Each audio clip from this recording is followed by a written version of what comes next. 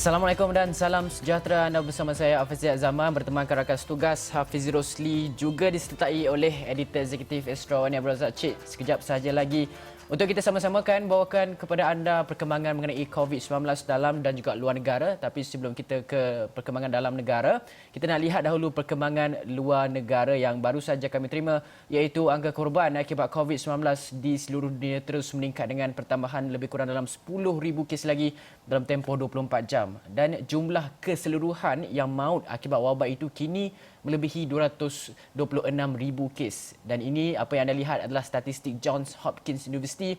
Sebanyak 5 negara catat lebih 20,000 kes maut dan Amerika Syarikat kekal sebagai negara dengan angka korban tertinggi dan satu-satunya negara yang telah pun melepasi angka kematian 60,000. Dan negara kedua paling teruk catat angka kematian adalah Itali dengan 27,000 kes, sementara UK dan juga Sepanyol masing-masing catatkan 26,000 dan 24,000. Manakala Perancis dengan 24,087 kes maut akibat COVID-19 ini.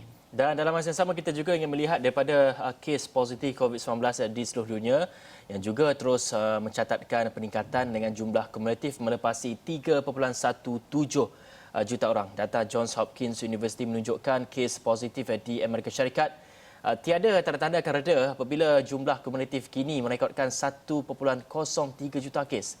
Dan dalam tempoh 24 jam, 7 negara kini mempunyai angka positif melebihi 100,000 dengan Sepanyol kekal kedua tertinggi dengan 232,000, dan ketika Itali mengumumkan bakal menarik balik sekatan pergerakan secara beransur-ansur, ia kini menjadi negara ketiga mempunyai kes positif COVID-19 melepasi 200,000 kes di dunia. Pertambahan lebih 2,000 kes baru dalam tempoh 24 jam menjadikan jumlah kumulatif di Itali meningkat kepada 203,000. Perancis, negara keempat, mempunyai kes positif yang tinggi dengan melebihi 169,000 kes, manakala United Kingdom dengan jumlah kumulatif 166,000 kes, sementara Jerman dan Turki masing-masing merekodkan 160,000 dan 117,000 kes. Dan jumlah pesakit COVID-19 yang telah sembuh daripada virus itu kini melebihi 959,000 di seluruh dunia. Ya, betul tu. Dalam masa yang sama kita melihat sejak daripada awal bulan April sebenarnya, kalau tak salah saya, kebanyakan negara Eropah dilanda waktu-waktu puncak COVID-19 itu. Dan dalam masa yang sama ketika negara-negara Eropah mula mencatatkan penurunan angka jangkitan dan juga kematian hari ke hari, dalam masa yang sama mereka sedang melonggarkan sekatan. Contohnya sebagai negara seperti di Itali akan melonggarkan sekatan bermula 4 Mei ini. Sepanyol juga mengambil langkah yang sama. Tetapi kita melihat juga kepada sekatan-sekatan yang dilonggarkan, contoh seperti negara di Jerman mula melonggarkan sekatan, tetapi impaknya mereka melihat kepada terdapat peningkatan kes positif COVID-19 ini di Jerman. Kalau saya lihat laporan di berita portal antarabangsa, Jerman mencatatkan peningkatan selepas melonggarkan sekatan. Dan kalau kita lihat sudut pandang di Malaysia pula, kita nak lihat kes jangkitan dan juga COVID-19 yang baru adalah pertambahan tiada kes kematian setakat Rabu. Ia sesuatu yang positif, sekaligus menyaksikan jumlah kumulatif kematian di negara ini kekal 100 angka atau 1.8% daripada jumlah keseluruhan kes. Kata Ketua Pengarah Datuk Dr. Nur Hisham, seramai 55 kes telah pulih, menjadikan jumlah kumulatif kes sembuh daripada COVID-19 adalah sebanyak 4,087 kes atau 68.75%. Tapi ada 94 lagi kes baru positif COVID-19 direkodkan di negara ini. Tapi kebanyakan kes baru ini melibatkan kes import, iaitu mereka yang baru saja pulang daripada luar negara ke dalam negara ini. Tapi kita nak dengarkan secara terperinci apa kata Datuk Dr. Nur Hisham dulu. Ini menjadikan jumlah kes positif COVID-19 di Malaysia adalah sebanyak 5,945 kes. Oleh itu, jumlah kes aktif dengan boleh jangkitan COVID-19 adalah 1,758 kes. Mereka telah diasingkan dan diberi rawatan di hospital. Ingin dimaklumkan bahawa daripada 94 kes baru yang dilaporkan hari ini, 72 kes adalah kes import melibatkan warga negara dan pelajar Malaysia yang pulang daripada Indonesia. Ini bermakna kes penularan tempatan adalah bersamaan dengan 22 kes sahaja. Sehingga kini, seramai 40 kes positif COVID-19 sedang dirawat di unit rawatan rapi. Dan daripada jumlah tersebut, 18 kes memerlukan bantuan pernafasan. Baik, dalam masa yang sama jika kita dapat saksikan di beberapa daerah ataupun di beberapa negara di Eropah ketika ini ada negara yang telah pun melonggarkan dari segi sekatan pergerakan mereka. Seperti yang kita dapat saksikan iaitu sebelum ini kanak-kanak dibenarkan untuk beriadah selama sejam sehari dan dipantau oleh ibu bapa mereka. Dan kali ini Kementerian Kesihatan juga sedang mempertimbangkan beberapa kelonggaran ketika tempoh Perintah Kawalan Pergerakan PKP ini termasuk membenarkan aktiviti senaman yang tidak mempunyai kontak rapat. Ini kata Ketua Pengarah Kesihatan Datuk Dr. Nur Hisham Abdullah maklumkan orang ramai perlu mematuhi garis panduan yang ditetapkan oleh KKM termasuk penjarakan sosial. Kita dengarkan kata beliau. Exercise that is also part of our SOP. Then certainly we will consider in terms of there's no close contact exercise, for example, close contact sports. So that also will be considered, provided they follow our guiding principle, that is social distancing, and make sure that there's no public gathering, etc. So these are some of the steps that we are looking into the details, and it will be announced soon. Okey, kepada mereka yang terperangkap dalam rumah sejak daripada 18 Mac lalu, ada yang menyatakan hasrat nak bersesais dan sebagainya, nak melakukan senaman. Saya termelayukan perkataan exercise tu. Okey, nak melakukan senaman dan sebagainya, sampaikan ada yang mengingkari arahan pihak berkuasa melakukan aktiviti senaman di sekitar kawasan anda, sampaikan ada yang melawan dan sebagainya. Okey, dalam masa yang sama juga kita nak melihat kepada aktiviti-aktiviti tersebut akan dilonggarkan tidak lama lagi. Kita dapat lihat apa perancangan-perancangan pelan-pelan yang dilaksanakan, apakah SOP-SOP baru yang diumumkan oleh kerajaan. Tapi kita nak melihat kepada kes-kes ataupun kejadian yang berlaku di Jerman melonggarkan sekatan, tetapi nampaknya terdapat peningkatan kes. Mereka yang telah pun berjaya mengawal gelombang pertama wabak COVID-19 ini seperti di Singapura dan juga Korea Selatan, walaupun berjaya tetapi nampaknya terdapat peningkatan kes-kes baru, terutama sekali pada Singapura yang melihat kes jangkitan telah pun melepasi angka 15,000. Ini adalah disebabkan oleh kluster asrama mereka. Korea Selatan pula, mereka mempunyai kes-kes import dan sebagainya. Manakala China, kes tempatan dan juga kes import, kadang-kala kes tempatan naik, kadang-kala kes import itu naik. Walaupun mereka berjaya mengekalkan tahap ataupun angka positif COVID-19 kes-kes baru itu pada tahap yang lebih kurang dalam hanya 2 digit ataupun 100 lebih macam tu. Tapi kita sekarang ni di Malaysia kita melihat kepada kes-kes yang aktif kita berkurangan apabila kes sembuh mencatatkan peningkatan, dan dalam masa yang sama juga kes-kes baru kita masih lagi 2 digit tetapi kita bermain dalam angka 0 hinggalah 100 itu. Cik Razak, ketika kita sedang merancang untuk melonggarkan sekatan, melihat kepada negara-negara Eropah mengikut kepada langkah yang dilakukan oleh negara-negara Eropah, apakah perkara yang perlu kita ambil pengajaran daripada setiap senario yang berlaku pada setiap negara seluruh dunia ini?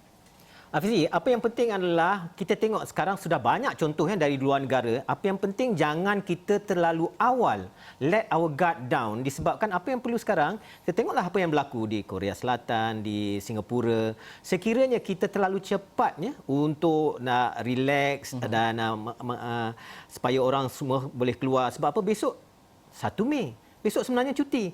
Jadi pekerja-pekerja patutnya bercuti. Tetapi kita tengok mereka di barisan hadapan tu yang masih bekerja bertungkus lumus. Tetapi ramai juga pekerja yang terpaksa dicuti. Ada yang dicutikan. Jadi apa yang penting adalah bila sampai masanya dibuat pengumuman bahawa kita sekarang ni dah 2 orang dah boleh keluar sekali. Jadi kita terpaksa at the back of our mind ni macam mana kita mesti kalau macam perang besar, tetapi serangan-serangan yang kecil-kecil ni yang patut kita menang. Kita menang macam mana? Mereka yang pulang daripada negara-negara asing, sebab ramai lagi rakyat Malaysia yang ingin pulang.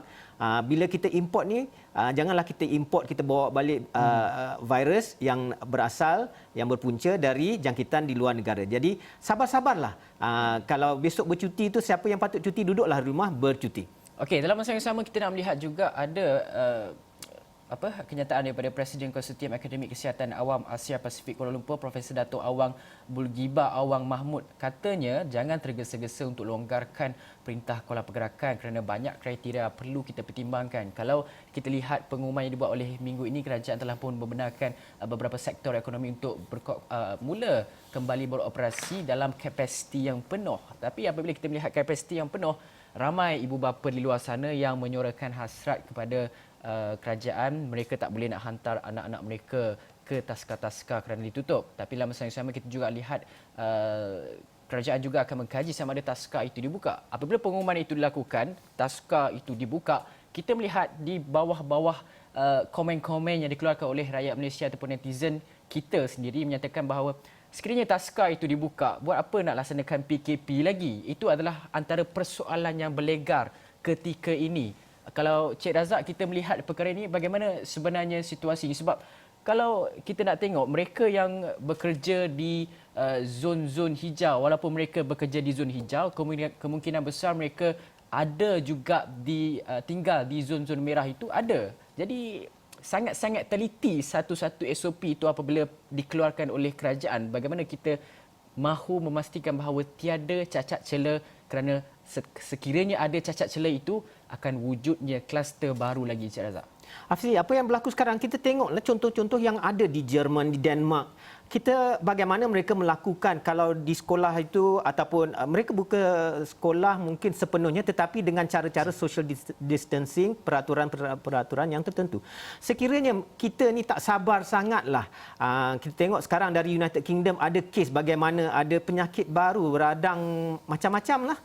Jadi kita bagi mereka yang perlu, yang kerajaan sudah mengeluarkan ataupun pihak berkuasa sudah mengeluarkan caranya. Apa yang kita patut lakukan adalah benda ini, perkara ini, satu, orang kata new normal, orang kata benda yang tak pernah berlaku. Jadi kita sabar bagaimana cara yang terbaik. Sekiranya semua orang ada cara masing-masing, bagaimanakah cara mereka yang expertnya dalam public health, mereka belajar lama, bukannya tengok di social media saja, tetapi kita ikutlah arahan yang dikeluarkan. Bagaimana caranya untuk membuka soft exitnya, bukannya sekaligus kita buka dan kita mula dengan taska, tapi cara kita yang dilakukan adalah mengikut peraturan-peraturan ataupun contoh-contoh yang telah dilakukan di luar negara. Jadi yang kita ambil yang terbaik saja. Baik, dan untuk perkembangan seterusnya kita nak melihat kepada kajian yang dilaksanakan oleh Kementerian Kesihatan terhadap virus COVID-19 ini mendapati terdapat satu daripada 30 mutasi yang dikesan boleh bertindak lebih ganas sehingga ada yang menjangkiti 120 pesakit lain. Dan Ketua Pengarah Kesihatan Datuk Dr. Nur Hisham Abdullah berkata mutasi tersebut membabitkan kes ke-26 di mana mutasi dikesan pada codon 15, dan kita dengarkan apa katanya. Mungkin sebab mutasi ini yang tu menjadikan virus tersebut lebih ganas, iaitu dapat telah merebak atau menjangkiti 120 orang. Jadi individu yang terlibat. Jadi mungkin sebab apa ada kes 26 ni menjangkiti adalah sebab mutasi tersebut. Jadi mutasi baru lebih dahsyat lagi dari segi jangkitan ataupun penularan di kalangan individu-individu yang terlibat. Yang itu pasti. Okey, itu apa yang dikesan oleh Kementerian Kesihatan Malaysia. Tapi ingat tak pada awal-awal ketika coronavirus ini dibincangkan secara hangat di peringkat antarabangsa, Pertubuhan Kesihatan Sedunia WHO menolak bahawa virus ini sebenarnya dalam kategori airborne ataupun boleh disebarkan melalui udara. Tapi ini ada satu laporan yang baru saja kita lihat semalam, iaitu di Beijing, sekumpulan saintis ataupun ahli sains Cina mendakwa berjaya mengenal pasti petunjuk genetik berhubung kewujudan COVID-19 dalam titisan di ruang udara, yang mana sebahagian besarnya memiliki diameter lebih kecil dari 1/1000 setiap inci. Dan perkara itu dinyatakan dalam eksperimen di makmal. Namun pakar sains Cina kini sedang kaji laporan mendakwa mereka berjaya kesan titisan kecil mengandungi petunjuk genetik COVID-19 dalam udara di 2 hospital di Wuhan, China, dan difahamkan penemuan terbabit diterbitkan dalam jurnal Nature pada hari Isnin yang lepas. Dan tidak dapat dipastikan jika sampel virus itu diambil oleh boleh berjangkit, namun titisan terbabit adalah amat kecil, dikeluarkan menerusi pernafasan dan juga percakapan, serta boleh terapung atau disedut oleh individu lain. Dan sekurang-kurangnya virus itu ataupun titisan ataupun partikel itu dia boleh terapung dalam lebih kurang 2 jam di udara dan ada potensi virus itu boleh disebarkan di udara. Ini adalah kata-kata daripada Profesor Kejuruteraan Awam dan Alam Sekitar di Virginia Tech, Lindsay Marr, yang tidak terbabit dengan akhbar Nature. Tapi Marr katanya ramai lagi saintis mendakwa bahawa ada bukti bahawa COVID-19 disebarkan oleh titisan kecil dikenali sebagai aerosol semakin bertambah. Ini yang perkara yang kita bimbangkan sebab sebelum ni WHO kata kita bukan airborne, COVID-19 bukan airborne sebab dia akan travel jarak 1 meter dia tak sampai sebab dia akan jatuh virus itu. Tapi nampaknya apabila ada kajian-kajian yang sebegini yang kita lihat, yang kita dapat laporkan kepada anda, ini membawa mencetus kebimbangan. Kerana apa? Kerana sekarang ini di Malaysia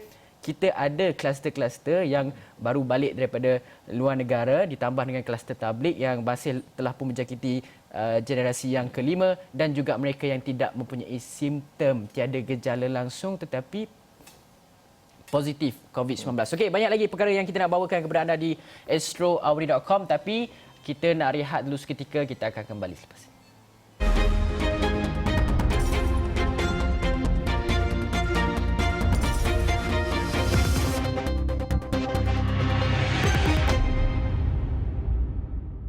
Baik, kembali bersama saya Hafizi Rosli dan juga Afizi Azaman dalam Awani Pagi. Kita membincangkan mengenai isu-isu semasa dan juga kita nak recap semula berita-berita menjadi tumpuan di Astro Awani. Dan jika semalam ini satu perkabaran yang gembira buat semua di mana kerajaan telah mewartakan kebenaran untuk 2 individu dari isi rumah sama dibenarkan keluar untuk mendapatkan keperluan asas. Dan menurut Menteri Kanan Kluster Keselamatan Datuk Seri Ismail Sabri Yaakob, 2 individu itu mesti duduk di rumah yang sama dan juga mempunyai hubungan keluarga. Dan jika kita dapat saksikan tambahnya SOP pergerakan sebelum ini iaitu membenarkan hanya seorang dalam kenderaan bagi radius 10 km dari kediaman dan pergerakan yang melebihi 10 km adalah atas budi bicara PDRM. Dan dalam pewartaan terbaru ini, kerajaan turut memutuskan untuk membenarkan pergerakan bagi membeli keperluan harian dan bagi mendapatkan perkhidmatan jagaan kesihatan atau perubatan boleh melebihi 10 km. Dan ini satu perkembangan yang amat menarik untuk kita lihat. Dan juga katanya semalam Datuk Seri Ismail Sabri turut mengumumkan iaitu kerajaan mungkin benarkan Taska dan juga Tadika beroperasi sepanjang PKP ini dan di mana kita dapat saksikan isu ini ataupun kerajaan akan membincangkan isu berkenaan dalam mesyuarat esok ataupun hari ini termasuk kemungkinan memberi kebenaran kepada operasi Taska dan Tadika. Dan katanya walaupun kerajaan memahami dari segi keperluan rakyat di mana ada antara essential services ataupun bagi perkhidmatan-perkhidmatan yang berkepentingan ini terpaksa meneruskan pekerjaan mereka. Jadi di mana untuk pekerja-pekerja ini meletakkan anak mereka semasa mereka bekerja. Dan suara rakyat ini diangkat dan kerajaan masih lagi mengkaji untuk membenarkan Taska dan juga Tadika terus beroperasi sepanjang COVID ataupun sepanjang PKP ini, Fizi. Ya, betul tu. Okey, dalam masa yang sama juga kita tahu sepanjang PKP ini kita banyak sangat guna aplikasi, guna telefonnya dan terlampau banyak sangat video-video TikTok dan sebagainya saya lihat di social media dan sebagainya. Okey, banyaknya sebagainya saya pakai hari ini. Okey, tapi dalam masa yang sama juga ini ada cerita daripada editor eksekutif Astro Awani Abdul Razak Cik iaitu lama menghadap telefon pintar boleh percepatkan tua, merosakkan kulit. Golongan wanita nak ke tidak? Cik Razak, ada ceritanya? Azizi, bukan golongan wanita je. Ini laporan ini datangnya daripada Channel News Asia dari Singapura. Di Singapura, apa yang berlaku adalah di Singapura ada dijalankan kajian.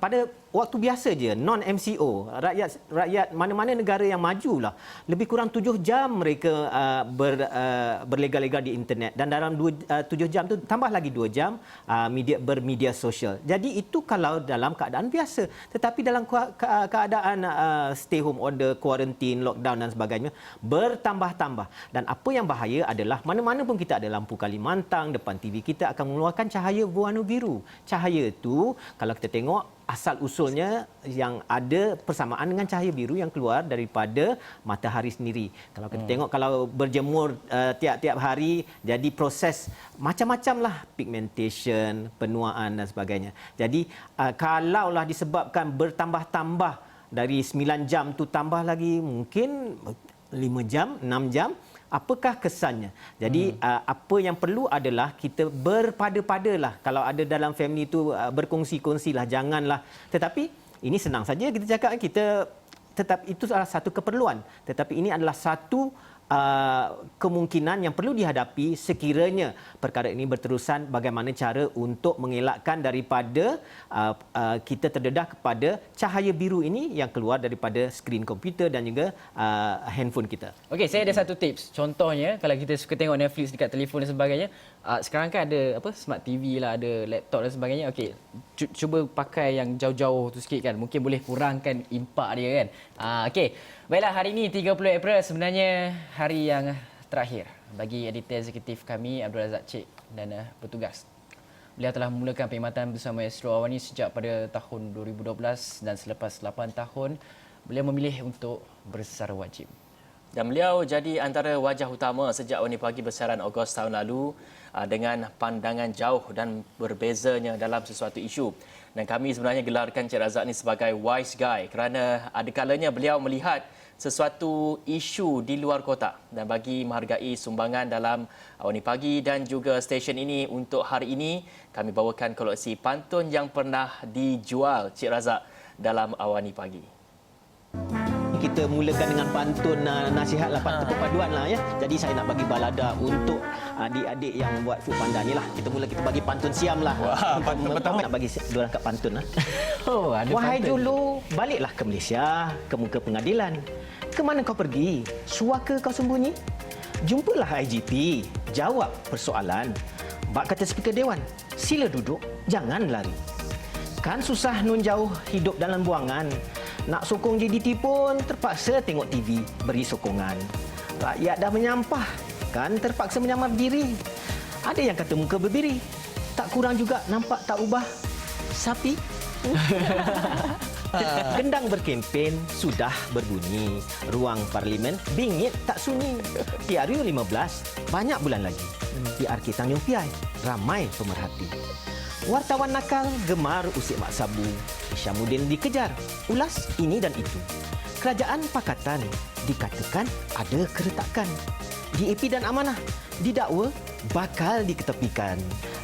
Jam 3 pagi, atas katil perut berkeroncong. Nak keluar kondo, apakan daya hujan? Kemana tertinggalnya payung? Raba tilam, golek-golek, capai handphone. Hello beruang, order mi mamak, pesan tom yam Kak Yung. Kerja keras tiap hari hadapi ujian. Cilok kiri, kona kanan. Sempitnya Kuala Lumpur terlalu banyak cabaran. Adik-adik food panda mula bersuara nak minta tolong. Kris tersayang ditunggang, siang malam kebas punggung. Sana sini ramai masih susah. Renung sejenak, belas kasihan. Orang kaya, usaha barakah. Main peranan, kongsi kemewahan. Dekad baharu, minda perlu maju. Buang yang hitam, rayakan persamaan. Mei 13 nanti, tanggal kita bersatu. Jangan diulang era kegelapan. Jalan raya sesak yang amat. Ada pula yang nak sampai cepat. Tepi ke tepi, jeritan yang amat kuat. Ada yang terlelap, melatah, terperanjat. Cuaca panas, jalan tersekat. Raja Thailand, kini lembut perlakuan. Sedar bintihan, keluhan rakyat. Tak perlu rakyat siam, henti beri jalan. Hakim mungkin nak balas. Baiklah, apa yang menjadi kenangan kepada kami adalah baik-baik perkataan yang suka digunakan oleh Cik Razak sepanjang kami bersiaran. Dan kita akan saksikan satu VT yang disiapkan ini. Antara yang mempunyai tekanan yang agak tinggi. Hakim, kalau kita tengok Bagaimana kita melihat kepada perkara ini, Cik Razak? Fizi, kalau kita tengok Adakah Singapura boleh menuntut ataupun tidak? Fizi, kalau kita tengok Cerita politik antarabangsa yang tidak reda-reda lagi antara China dan Amerika Syarikat yang kini ada blame game. Cik Razak, Nailah, kalau kita tengok Apa sebenarnya yang berlaku? Fizi, kalau kita tengok Malaysia masih lagi mengambil langkah ketat melaksanakan PKP. Cik Razak, Marina, kalau kita tengok kalau kita tengok kalau kita tengok Aduh. Cik marah, jangan marah. Cik Razak kalau jangan marah sebab kita nak gurau-gurau ni. Okey, Fizi. Okey, baik. Sepanjang bersiaran juga banyak pesanan-pesanan nakal Cik Razak dalam Awani Pagi. Dan sebelum kita akhiri Awani Pagi ini, apa kata kita nak dengar dulu pantun daripada Encik Razak dulu. Mungkin Encik Razak nak sampaikan ada pantun yang terakhir ni, Encik Razak. Fizi dengan Fizi, kita tak tengok kali ini, kita dengar buat kali terakhir pantun penutup dari saya ya. Virus corona cabaran terkini, kesana kemari perlu hati-hati. Saya berkhidmat setakat di sini. Beratnya hati nak tinggalkan Awani. Susun 10 jari, mohon kemaafan. Manusia mana tak sunyi kekhilafan. Terkasar terguris, minta keampunan. Mohon berundur, kekal keakraban. Okey, Cik Razak. Ada satu lagi yang saya nak kongsikan pantun juga kepada Cik Razak. Orangnya kecil, jiwanya besar. Temani pagi tanpa tersasar. Kongsi ilmu kecil ataupun besar. Itulah Razak Cik kami yang tidak kasar. Okey, jom kita saksikan ini paparan ataupun pesanan nakal Cik Razak dalam Awani Pagi, dan ini sedutannya. Dan oleh itu, saya Hafizi Rosli. Saya Hafiz Azaman. Terima kasih kepada Encik Razak, Terima kasih, Encik Eksekutif Astro Awani. Sepanjang anda bersiaran, anda telah banyak membantu kami di Awani Pagi. Okey, baiklah. Itu saja daripada kami. Kita saksikan apa. Dan ada juga tweet-tweet nakal mengatakan langkah Sheraton boleh pula buat pada hari Ahad perjumpaannya. Kenapa tidak disegerakan dari segi mesyuarat itu? Itulah tugas dan tanggungjawab dan bebanan yang dihadapi lah mereka yang ingin menjadi membarisi kabinet. Nak sangat ini dia kabinet. Jadi bila dah dapat, tapi kalau kita fikirkan apa yang berlaku adalah Angkatan Tentera akan terlibat. Jadi ini memberi satu gambaran ramai yang degil di luar. Kenapa masih keluar ramai-ramai? Tapi apa yang perlu adalah kita nak dapatkan satu kenyataan yang tegas dan teguh. Janganlah kita kata, okey nak salam-salamlah. Jangan salam. Jadi itulah satu cara yang paling basic, paling mudah. Mengapa kita tidak mengambil tindakan yang tegas? Kita tak maulah pepatah mengatakan dah terhantuk baru nak tengadah. Menangani masalah-masalah yang sepatutnya tidak wujud. Tetapi kalau kita fikirkan, ialah negara ada satu tahap kebebasan. Ahli politik itu ambillah saranan ini, fikirkanlah supaya kita dapat terus. Ini tahun dah 2020 dah, sepatutnya kita dah maju, kita maju ke hadapan. Lupakanlah kalau kita ingin berantakan dan berpolitik itu, ambillah saranan dan kata-kata nasihat tadi Ketua Polis, simpankanlah dalam parlimen, buatlah dalam parlimen kecoh bagaimanapun.